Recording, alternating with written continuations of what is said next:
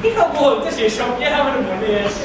তবে হ্যাঁ হ্যাঁ ওই ভবিষ্যতের কথা বলতো যে অনেক টাকা রোজগার করতে হবে, টাকা রোজগার করে মাকে পাঠাতে হবে, বোনকে পাঠাতে হবে। সে পাগলের মতো করতো যেন, রোজ সে সকালবেলা বেরিয়ে যেত, আর ফিরত অনেক রাত করেছে। হ্যাঁ, আর সবাই যখন শুয়ে পড়তো তখন আমি ওর পাশটায় গিয়ে শুনতাম আর ঘাট তুলে জিজ্ঞাসা করতাম, কিছু বলো?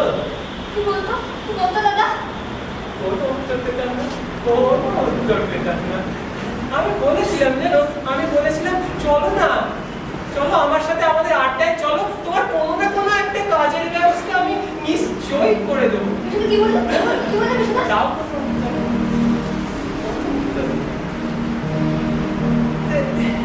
রোজ ছটফট করতো তো টাকা রোজগারের জন্য, না করেছে। একদিনের ঘটনা আমার বেশ মনে আছে। জানো, একদিন কলকাতায়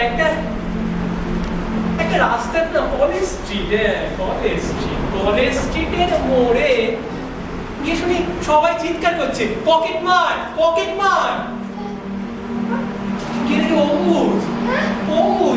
অম্বুজ পকেট মারতে গিয়ে ধরা পড়েছে।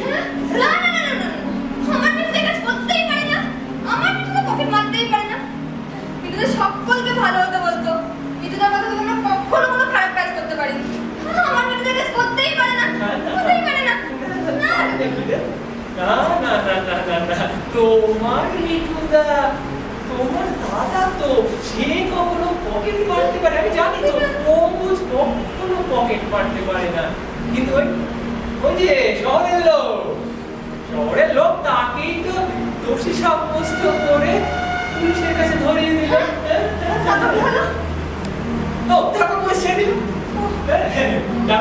ছেড়ে দিল। আরে কোনো প্রমাণ পেল না তো, প্রমাণ না পেলে কাউকে ধরে রাখা যায় নাকি?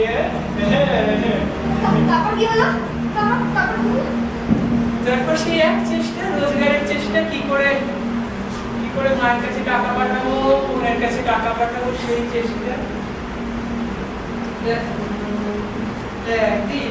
একদিন আমি জোর করেই নিয়ে গেলাম যেন অম্বুজকে আমাদের আড্ডায়। অনেক করে বললাম অনেক করে, একটু কি বললে? তো খারাপ কাজ করবে না, কিছুতেই খারাপ কাজ করবে না। খারাপ কাজ করতে পারেনি। তবে ওদিকে মেসের মালিক রোজ টাকাটা দিচ্ছে এসে, টাকা দাও 12 ঘন্টার মধ্যে। শেষে 12 ঘন্টার মধ্যে যদি তুমি টাকা না মেটাতে পারো না, তাহলে তোমাকে আর মেসে থাকতে হবে না। না মিঠু না, অম্বুজ কিছু বলো না, বললাম না আমি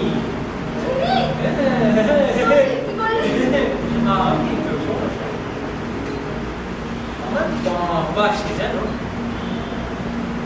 আমার বাপাসে একটা সরকারি অফিসে পুরো দেয়ারা থাকতো।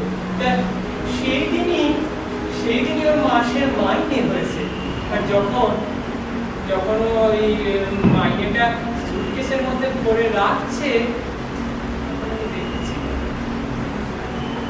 দেখে রেখেছিলাম। তারপর যখন ঘরে কেউ ছিল না, এমন সময় ওই সুটকেস ভেঙে তার থেকে টাকা বার করে এনে মেসের মালিককে দিলাম, দিয়ে বললাম, আমাকে আর কয়েকটা দিন সময় দিন, আমি নিশ্চয় কোনো একটা কাজ জোগাড় করে ফেলবো, আপনাকে টাকা আমি ঠিক দিয়ে দেবো। আমি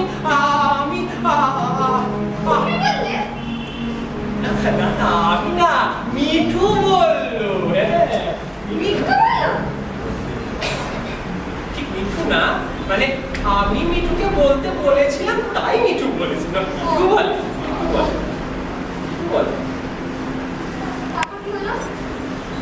সেদিন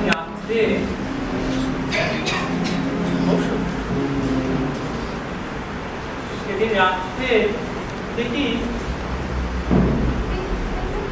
মিঠু একটা অম্বুজ একটা কবিতা আবৃত্তি করছে জানো। তুমি দাদার কথা শুনেছো? শুনেছি তো কবিতা তো আর কারোর কাছে শুনিনি, আমাকেও দু একটা শেখাবার চেষ্টা করেছিল। কোনটা শিখেছিল? সেসব আমার মনে নেই তো, সেসব আমার মনে নেই। তবে সেই রাত্রে তার কোন কবিতাটা বলছিল? দেখো আমার কি কথা মনে থাকে, আমি তো মুখ্য সূক্ষ্ম মানুষ।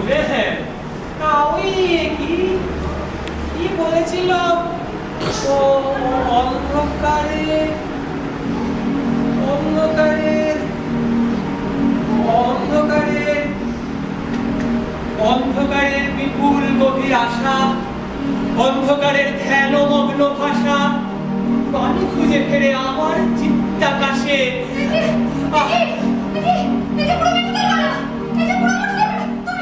না না না, আমি মিঠুন নই, আমি কতবার বলবো আমি মিঠুন নই, আমি অম্বুজ নই, আমি কৌশিকগুপ্ত। আমার বাবার নাম ঈশ্বরগুপ্ত, আমার বাড়ি বাঁকুড়া জেলার পুরুলিয়া না বাঁকুড়া করতে জায়গায় মনে নেই আমার। আমি তো অনেক ছোটবেলায় বাড়ি থেকে পালিয়ে এসেছি, লেখাপড়ার সুযোগ পাইনি। আমার ছোটবেলায় মা মারা গেছে। আমি কৌশিকগুপ্ত নই, আমি কৌশিকগুপ্তই, আমি কৌশিকগুপ্ত, আমি কৌশিকগুপ্ত, আমি কৌশিকগুপ্ত, আমি মিঠুন নই, আমি অম্বুজ নই। কতবার বলবো আমি কৌশিকগুপ্ত, কৌশিকগুপ্ত। আচ্ছা তোমরা তো একই ক্লাসে ছিলে তাই না? তারপর মৃদুলা কি হলো? কোথায় গেল কিছু জানো? কোথায় গেল? জানি জানি জানি বুঝলে।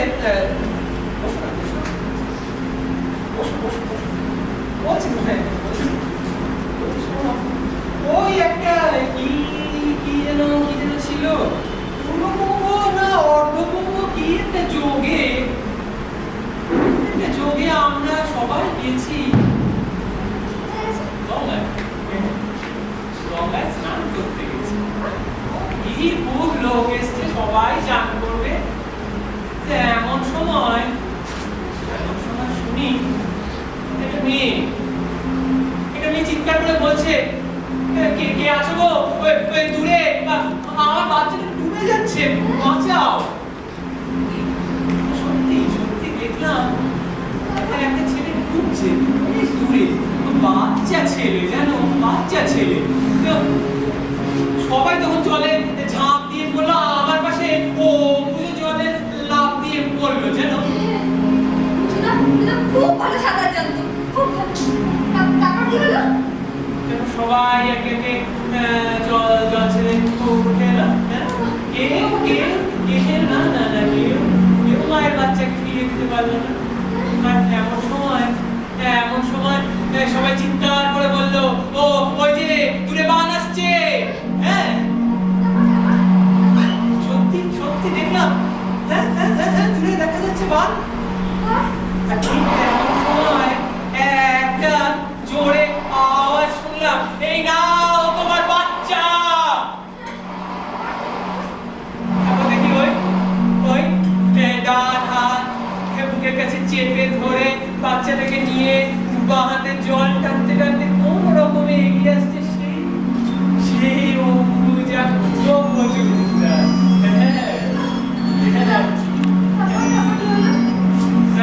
তারপরে একটা লোক এসে সেই বাচ্চাটাকে নিয়ে গেল।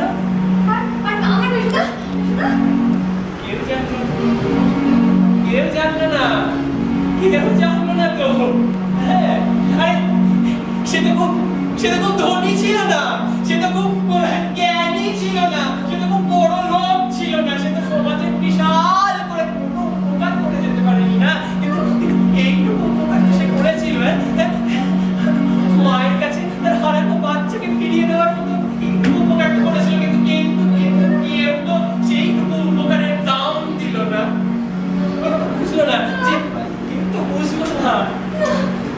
বুঝলো না যে ওই মিঠুরও একটু সাহায্যের দরকার। একটা হাত কেউ তো বাড়িয়ে দেওয়ার প্রয়োজন করে বললো না, ওকে জল থেকে টেনে তুলবার জন্য একটা হাত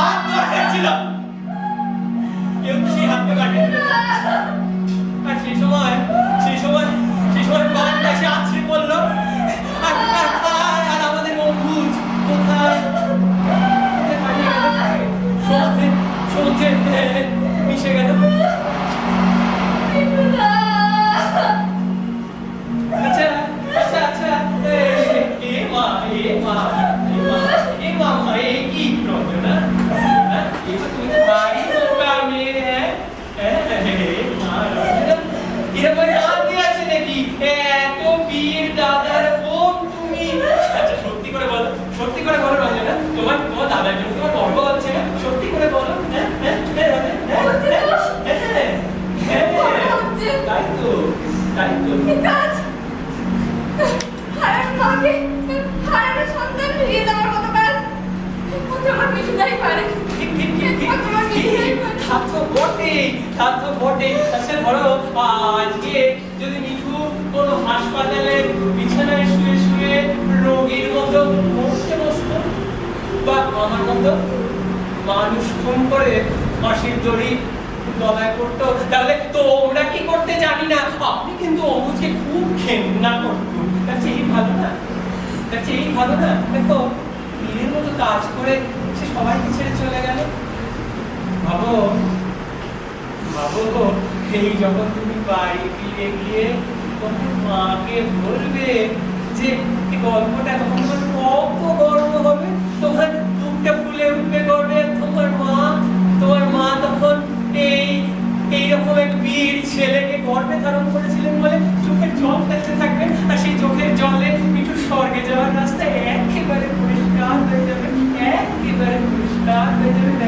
দেখো সত্যি বলছো? তুমি সব বানিয়ে বলছো, তাতে আমরা কষ্টটা পাই। দেখো মিঠু চলে গেছে, আমিও যাবো, আমারও আর বেশিক্ষণ নেই।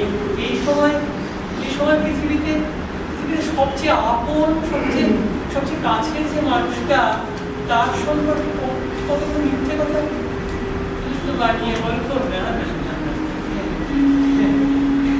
আচ্ছা বলবি আমার, আমি মিথ্যে কথাগুলো তোমাকে বানিয়ে বলতে পারি? বলো।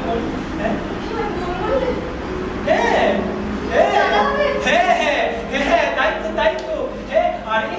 আরে মিঠু বোনের দাদা হওয়ার লোক সামলানো যায় নাকি?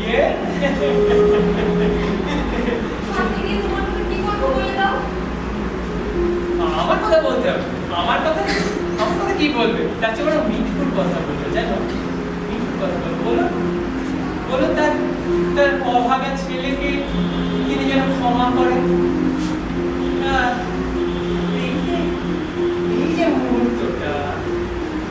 এই মুহূর্তটায় তুমি পেলে দাদা, আর আমি ফিরে পেলাম আমার বোনকে। সময়টাকে সাক্ষী রেখে, ওই ঘড়ির মধ্যে দিয়ে সময়টা চলে যাচ্ছে, এই সময়টাকে সাক্ষী রেখে এমন কিছু তো করে যেতে পারলো না, কোনো তো চিহ্ন রেখে যেতে পারলো না। আমি কি এই টাকাটা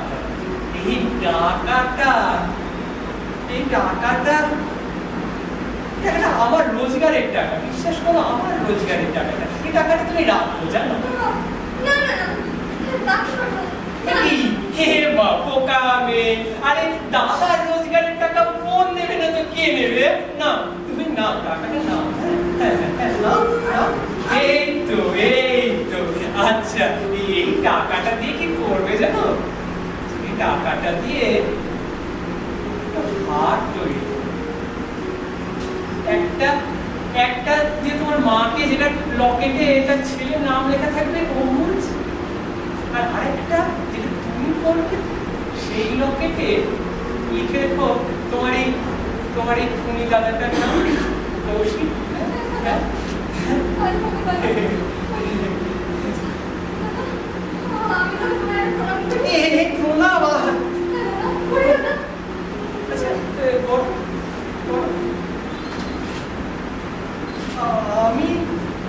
আমি তোমাকে কি বলে আশীর্বাদ করবো বলো না?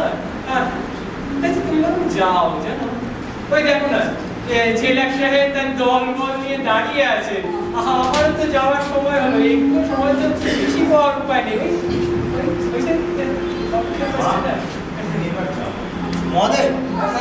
কৌশিককে নিয়ে যাও, আমি একটা কাজ সেরে আসি। আমি মাকে মিঠুদার কথা বলবো, আর তোমার কথা আমি মাকে বলবো। আমি মাকে সব বলবো, সব বলবো মাকে, সব।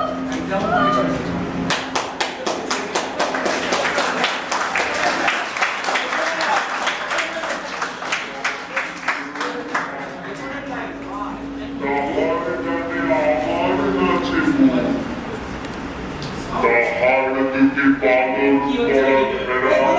কি হচ্ছে? আরে রিডিং করো এটা। স্লো হয়ে গেছে ইয়ার কি হচ্ছে এটা? আস্তে আস্তে স্লো করে বুঝে যাচ্ছে।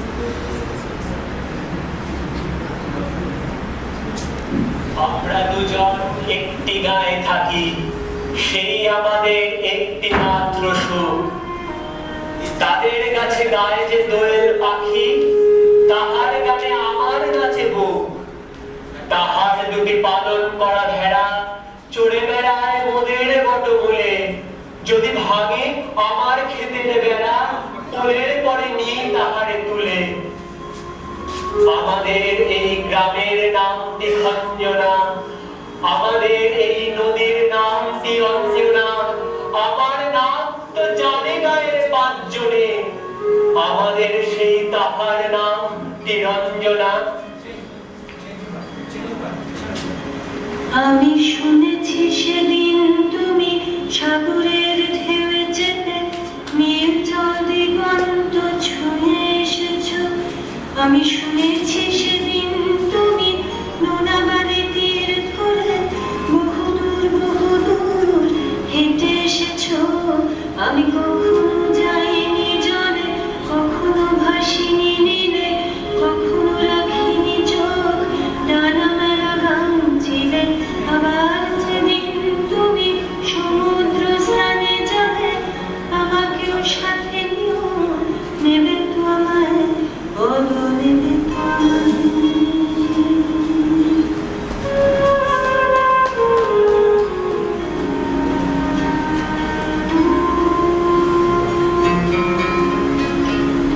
আমি শুনেছি সেদিন নাকি তুমি দিলে, তোমরা সদল বলে সভা করেছিলে। আর সেদিন তোমরা নাকি অনেক জটিল ধাঁধা, না বলা অনেক কথা তুলেছিলে। কেন শুধু ছুটে ছুটে চলা, একই কথা বলা, নিজের জন্যে বাঁচা, নিজেকে নিয়ে।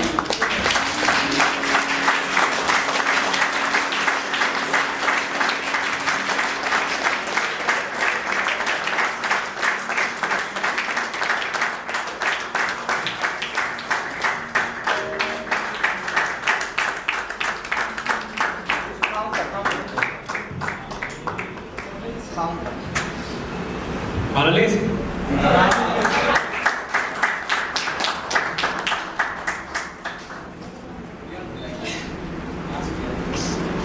Thank you.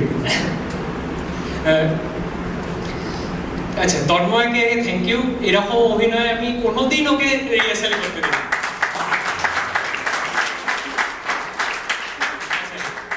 আমাদের পণ্ডিত মশাইকে কেমন লাগলো বলুন? অসাধারণ অভিনয় করেছে। সব থেকে বড় কথা হচ্ছে আমি ছড়াচ্ছিলাম, সেখানে ও মেকআপও করেছি, এরকমও করেছি, কিন্তু কেউ আমার কারণে কেউ বুঝতে পারেনি। আচ্ছা আচ্ছা, নানাদের নবাদা কমিক রিলিজ, এত সিরিয়াস নাটকের একটা কমিক রিলিজ। এই ঘুড়ি বাকি বেল্ট খুলে আর কি আসবে? আচ্ছা আচ্ছা, রঞ্জনা, অঙ্কিতাকে বোধহয় মানে অনেকে এখানে যারা বাইরে থেকে এসে তারা হয়তো অনেকে চেনে না, কিন্তু ও আগে কিন্তু কখনো খুব ছোটবেলায় একবার নাটক করেছিল, তখনও পাঠ ভুলে গেছিল বলে স্টেজ থেকে নামিয়ে দেওয়া হয়েছিল, হ্যাঁ হাসতে হাসতে। কিন্তু এইবারে প্রথম একটা এত সিরিয়াস রোলে এত বড় অভিনয় করলো, মানে আমি অভিভূত, আর কিচ্ছু বলার নেই। অসাধারণ অভিনয়। আর এই নাটকটা সম্পর্কে আমার একটু আচ্ছা রাইট, আবার আগের বারের মতো পারফেক্ট মিউজিক। আর যে দাদারা এখানে সাউন্ড অ্যাডজাস্ট করছিলেন, বারবার চারজন মিলে ডায়লগ দিচ্ছে, বিভিন্ন আলো, বিভিন্ন সাউন্ডের ভ্যারিয়েশন, সব কটা কোনো প্র্যাকটিস ছাড়া আজকে এখানে বসে ডিরেক্ট করেছে, মানে একটা হাততালি হয়েছে।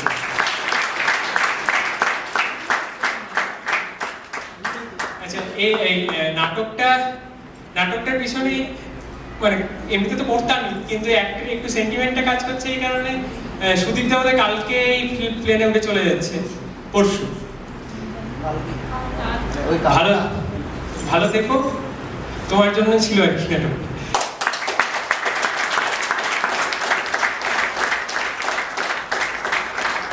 আর নবাদা, আমি আইসিআই আসার পর এমন একটা নাটকও হয়নি যে নাটকটা নবাদা মিস করেছে, এবং মানে কোনো না কোনো সাহায্যে মানে কোনো না কোনো মানে মেজর ভূমিকায় নবাদা পালন করেছে। আচ্ছা, এই যে ফাঁসির সিনটা আমরা কোনোদিন মানে সাহসী করে উঠতে পারতাম না যে ফাঁসির সিনটা অন স্টেজ দেখানো সম্ভব। হিজ গাটস, কি বলবো আর কি।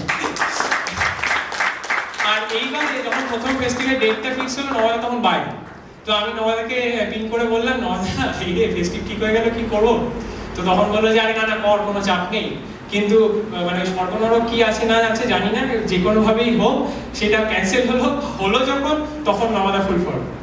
আর পরের বার আমিও থাকবো কিনা জানি না নাটকটা করার জন্য, তুমিও থাকবে কিনা জানি না। So very much, thank you very much তোমাদের সবাইকে, থ্যাংক ইউ।